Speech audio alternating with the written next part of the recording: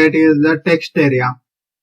The text area is similar to the input field, but it allows much more text to be input and across multiple lines.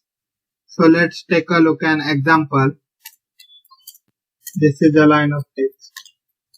You will notice if I copy and paste it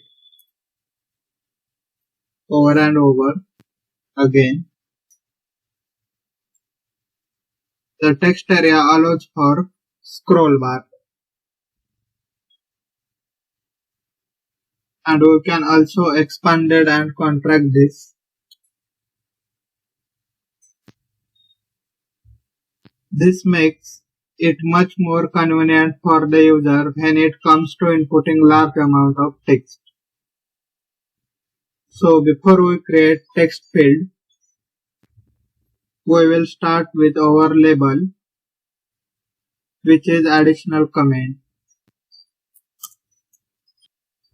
And in the next column, we will start to create input text area. So to do that, we will create text area tag.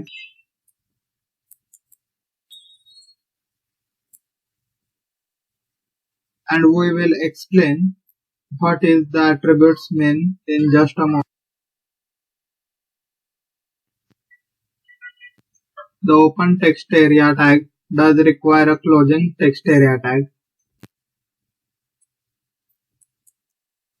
So as you can see it includes name attribute just like all the other fields are created. It also allows you to specify the width of the text area, which is represented by calls attribute, and height specified by the number of rows. In this case, our text area will be 5 rows. The scroll bars will be enabled automatically. So let's save our file and take a look.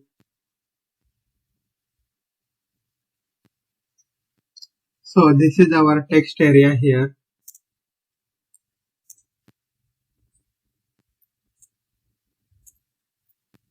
And you can see that the scroll bar is activated. The last part of this form that we want to create is submit and the receipt button.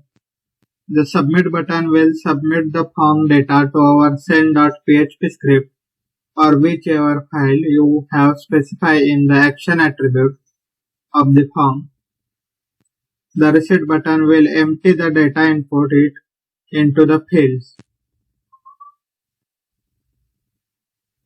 So let's go ahead and create those two buttons, and we want to insert this in the second column on the 9th row. So the button is an input. We have to specify that the type, which is submit button, we'll give it a name. Just call it submit, and the value. Then we just close the input, and we'll do the same for the receipt button.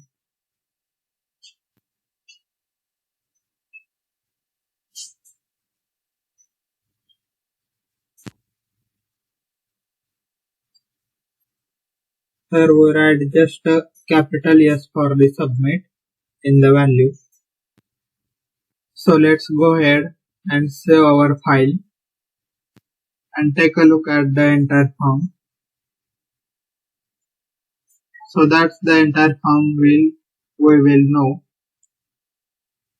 You see we have two text inputs and select menus are working,